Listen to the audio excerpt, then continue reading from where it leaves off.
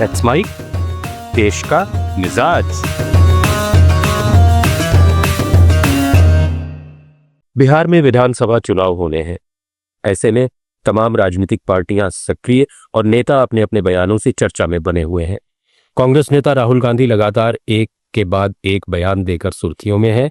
Surrender वाले बयान पर अभी घमासान रुका भी नहीं था कि राहुल का एक और बयान राजनीतिक गलियारों में जोर पकड़ गया है। राहुल ने बताया कि महाराष्ट्र विधानसभा चुनाव के नतीजों में कैसे धांधली की गई थी और बीजेपी को फायदा पहुंचाया गया था। उन्होंने इसे चुनाव कैसे चुराया जाए नाम दिया। राहुल के आरोपों पर बीजेपी ने पलटवार किया है। अंग्रेजी अखबार इंडियन एक्सप्रेस में छपे मैच फिक्सिंग महाराष्ट्र शीर्षक वाले आर्टिकल को राहुल ने सोशल मीडिया प्लेटफॉर्म एक्स पर शेयर किया। इसमें उन्होंने चुनाव कैसे चुराया जाता है के नाम से एक एक चरण में बताया कि उनके अनुसार ये चुनाव कैसे गड़बड़ किए गए। राहुल ने आगे लिखा, 2024 के महाराष्ट्र विधानसभा चुनाव लोकतंत्र को नुकसान पहुंचाने की एक सुनियोजित योजना थी। उन्होंने ट्वीट में आगे यह भी दावा किया कि बीजेपी की नजर अब बिहार विधानसभा चुनाव पर है, जो इस साल के अंत में होने हैं। महाराष्ट्र में जो मैच फिक्सिंग हुई वही अब बिहार में होगी और फिर ये हर उस जगह पहुंचेगी जहां बीजेपी हार रही है। राहुल ने आरोप लगाया कि बीजेपी ने 5 फेज में रणनीति को लागू किया और महाराष्ट्र विधानसभा चुनाव और उसके नतीजों को प्रभावित किया। राहुल ने अपने लेख में कहा कि मोदी सरकार ने 2023 में चुनाव आयुक्तों की नियुक्ति से जुड़ा कानून बदलकर इसे केंद्र सरकार के पक्ष में झुका दिया और नेता प्रतिपक्ष लगातार ट्रंप और मोदी पर गरज तो रहे ही हैं। शुक्रवार को बिहार में राजगीर के इंटरनेशनल कन्वेंशन सेंटर में अति पिछड़ा समाज को संबोधित करते हुए प्रधानमंत्री नरेंद्र मोदी पर उन्होंने तीखा हमला बोला। उन्होंने कहा कि मोदी को सरेंडर करने की आदत है। अमेरिकी राष्ट्रपति ट्रंप ने सार्वजनिक रूप से 11 बार कहा कि मैंने मोदी को सरेंडर करवाया, लेकिन प्रधानमंत्री ने कभी उसका जवाब नहीं दिया। आखिर वे क्यों नहीं बोले कि ट्रंप झूठ बोल रहे हैं? इसे लेकर राजनीतिक गलियारों में चर्चाएं तेज हो गई हैं। लोक जनशक्ति पार्टी रामविलास के अध्यक्ष और केंद्रीय मंत्री चिराग पासवान ने ऐलान किया है कि आने वाले विधानसभा चुनाव में वे चुनाव लड़ेंगे। उन्होंने कहा कि उनकी पार्टी के कई नेता उन्हें मुख्यमंत्री पद का चेहरा बताने लगे हैं। उनके बयानों से बिहार का सियासी गलियारा कयासों से गर्मा गया है। गौरतलब है कि लोकसभा चुनाव में 6.47% वोट शेयर के साथ लोजपा ने 5 सीटें जीती थीं, लेकिन वो अभी भी मुख्यमंत्री नीतीश कुमार की जेडीयू जितनी बड़ी पार्टी नहीं है, जिसका वोट शेयर 18.52% था।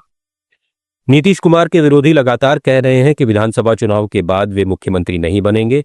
दूसरी ओर भाजपा नेताओं के ही एक वर्ग का मानना है कि केंद्रीय नेतृत्व बिहार के लिए पार्टी का चेहरा तैयार करने में नाकाम रहा, लिहाजा वो चिराग पासवान को इसका फायदा उठाने का मौका दे सकता है।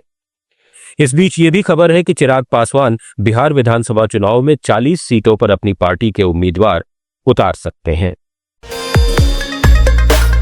दिल्ली की मुख्यमंत्री रेखा गुप्ता को जान से मारने की धमकी देने वाले शख्स को दिल्ली पुलिस ने गिरफ्तार कर लिया है। इसे गाजियाबाद से पकड़ा गया। इसकी पहचान 25 साल के श्लोक तिवारी के रूप में हुई है और उसने शराब के नशे में फोन किया था। पुलिस ने उसके पास से फर्जी आईडी कार्ड भी बरामद किए हैं। बता दें कि दिल्ली पुलिस को गुरुवार और शुक्रवार की रात डायल 112 पर एक धमकी भरा संदेश मिला था। इस संदेश में दिल्ली की मुख्यमंत्री रेखा गुप्ता को जान से मारने की धमकी दी गई थी।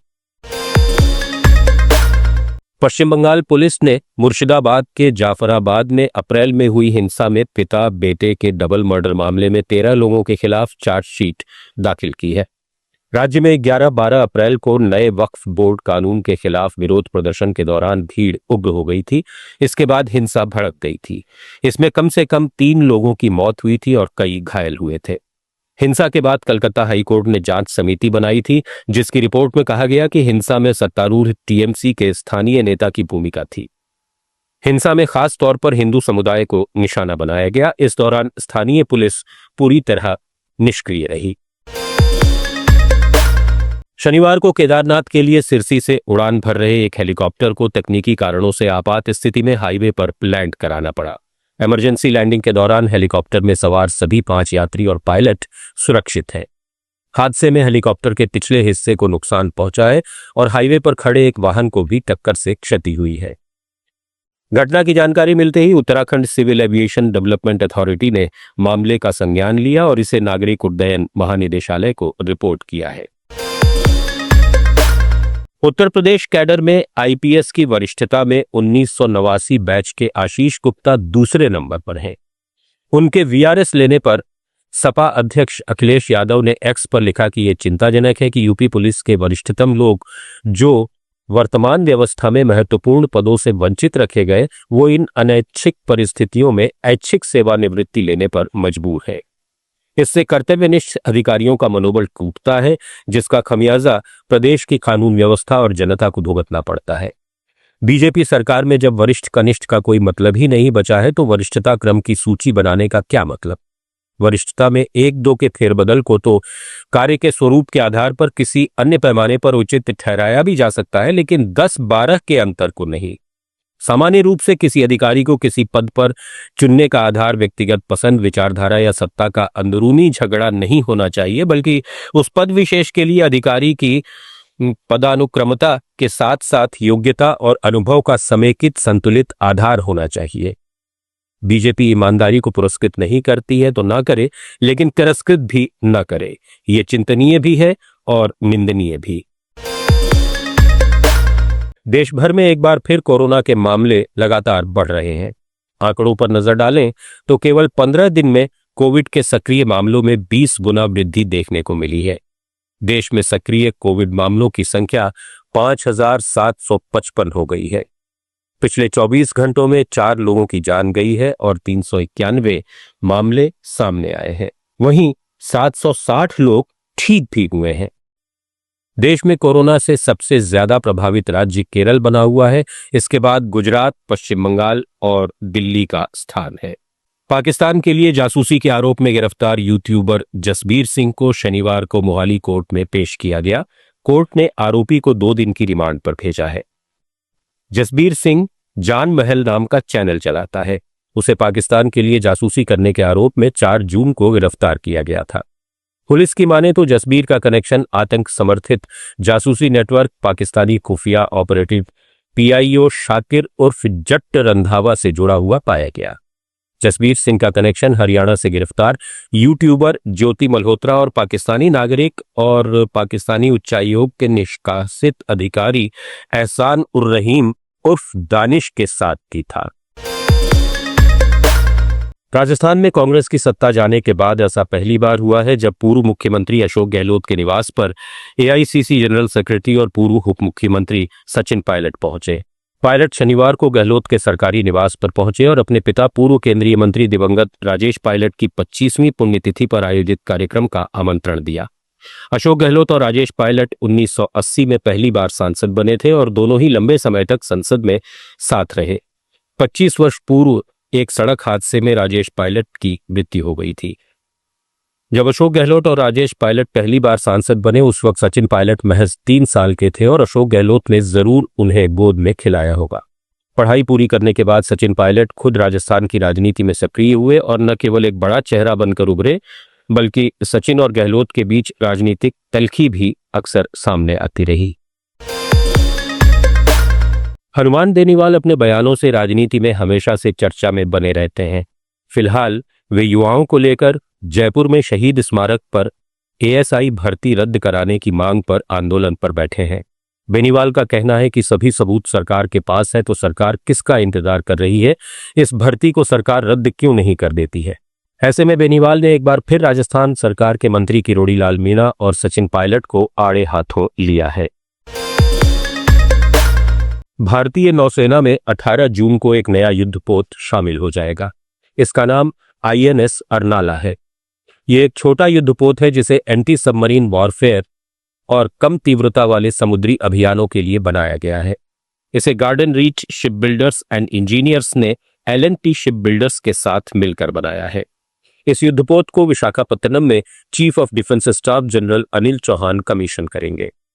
ये 16 स्वदेशी छोटे युद्धपोतों में से पहला है जिन्हें भारतीय शिपयार्ड में 12,622 करोड़ रुपए की लागत से बनाया जा रहा है।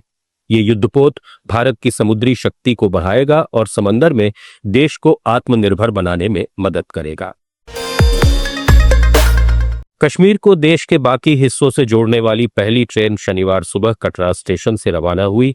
कटरा श्रीनगर वंदे भारत एक्सप्रेस 3 घंटे के सफर के बाद श्रीनगर पहुंची। प्रधानमंत्री नरेंद्र मोदी ने शुक्रवार को इसका उद्घाटन किया था। पीएम ने दुनिया के सबसे ऊंचे रेलवे आर्च ब्रिज चिनाब पुल और देश के पहले केबल स्टे अंजी ब्रिज का भी इनॉग्रेशन किया था। कटरा श्रीनगर वंदे भारत एक्सप्रेस के टिकट IRCTC की वेबसाइट से बुक किए जा सकते हैं। इसके साथ ही इंडियन रेलवेज ने जम्मू कश्मीर वासियों को श्रीनगर तक वंदे भारत का तोहफा देने के बाद एक और सरप्राइज दिया है। रेलवे ने बड़ा फैसला करते हुए जम्मू तवी की हैसियत बढ़ा दी है। अब जम्मू तवी भारतीय रेल के नए डिवीजन जम्मू रेलवे डिवीजन का हेडक्वार्टर होगा। केंद्रीय अल्पसंख्यक कार्य मंत्री किरण रिजिजू ने उम्मीद पोर्टल लॉन्च किया है। ये पोर्टल देश भर की वक्फ संपत्तियों के पंजीकरण की प्रक्रिया पारदर्शी और डिजिटल बनाने के उद्देश्य से शुरू किया गया है। डिजिटल इंडिया पहल के तहत शुरू इस पोर्टल के माध्यम से अब सभी वक्फ बोर्डों की संपत्तियों का निर्धारित समय सीमा के भीतर रजिस्ट्रेशन किया जाएगा। यह कदम वक्फ संपत्तियों के प्रबंधन और प्रशासन को सशक्त, प्रभावी और पारदर्शी बनाने की दिशा में एक अहम कदम माना जा रहा है। बिहार के पूर्व डिप्टी सीएम तेजस्वी यादव एक बड़े हादसे का शिकार होते होते बाल बाल बच गए। तेजस्वी यादव मधेपुरा से वापस लौट रहे थे। इस दौरान उनके काफिले की गाड़ी में एक ट्रक ने टक्कर मार दी। ट्रक से हुई टक्कर में तेजस्वी यादव के काफिले में चल रहे 3 सुरक्षाकर्मी जख्मी हुए हैं। तेजस्वी यादव पूरी तरह सुरक्षित हैं। वैशाली जिले के गोरोला में NH-22 पर यह घटना शुक्रवार की रात करीब 1:35 पर हुई। काफिले में शामिल जो सुरक्षाकर्मी जख्मी हुए उन्हें इलाज के लिए हाजीपुर के सदर अस्पताल पहुंचाया गया। रात 2 बजे के करीब तेजस्वी यादव भी अस्पताल पहुंचे। इससे पहले उन्होंने महुआ विधायक डॉक्टर मुकेश रोशन को अस्पताल भेजा। तेजस्वी यादव ने मीडिया से बातचीत में बताया कि मधेपुरा में कार्यक्रम करके सभी वापस लौट रहे थे। इस दौरान चाय पीने के लिए सभी रुके थे, तभी एक तेज रफ्तार ट्रक से ये हादसा हुआ। कर्नाटक स्टेट क्रिकेट एसोसिएशन के सचिव A. शंकर और कोषाध्यक्ष ES. जयराम ने अपने पद से इस्तीफा दे दिया है। उन्होंने रॉयल चैलेंजर्स बेंगलुरु के विक्ट्री परेड के दौरान मची भगदड़ की नैतिक जिम्मेदारी ली है। बेंगलुरु के चिन्नास्वामी स्टेडियम के बाहर 4 जून को भगदड़ हुई थी। हादसे में 11 लोगों की मौत हो गई थी। एक संयुक्त बयान में शंकर और जयराम ने कहा कि उन्होंने KSCA अध्यक्ष को अपना इस्तीफा सौंप दिया है। बयान में कहा गया कि पिछले 2 दिनों में हुई अप्रत्याशित और दुर्भाग्यपूर्ण घटनाओं की वजह से हम ये बताना चाहते हैं कि हमने KSCA के सचिव और कोषाध्यक्ष के रूप में अपने पदों से इस्तीफा दे दिया है। हालांकि हमारी भूमिका बहुत सीमित थी। राजस्थान में गुर्जर आंदोलन की फिर से आहट हो रही है। सरकारी नौकरियों में 5% आरक्षण के पूरे लाभ सहित कई मांगों को लेकर 8 जून को भरतपुर के पीलूपुरा में महापंचायत का ऐलान किया गया है। गृह राज्य मंत्री जवाहर सिंह पेढ़म ने कहा है कि वे संघर्ष समिति और समाज के लोगों से बात करेंगे। ये बात टेबल पर होनी चाहिए। अगर कोई खामियां की तो उन्हें सरकार को बताना चाहिए था। वहीं आज गुर्जर आरक्षण संघर्ष समिति के अध्यक्ष विजय बैंसला ने कहा कि 17 साल के संघर्ष में उन्हें 2 ही चीजें मिली हैं, बाकी सभी मांगे अधूरी हैं। महापंचायत को लेकर समाज एकजुट है। छत्तीसगढ़ में नक्सल विरोधी अभियान लगातार जारी है। नक्सली या तो आत्मसमर्पण कर रहे हैं या फिर सुरक्षा बलों के हाथों एनकाउंटर में ढेर हो रहे हैं। इसी बीच बीजापुर जिले में आज यानी शनिवार को जवानों ने 2 नक्सलियों को ढेर कर दिया है। इनके पास से ऑटोमेटिक हथियार बरामद किया गया है।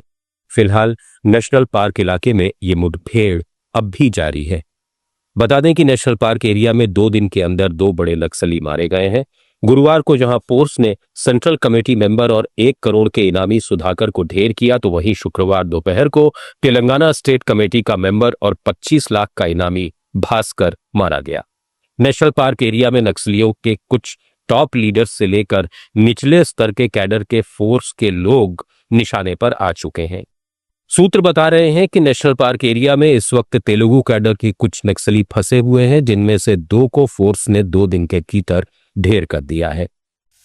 आप सुन रहे थे let's mic more than radio. Follow कीजिए हमें हमारे सोशल मीडिया प्लेटफॉर्म्स पर।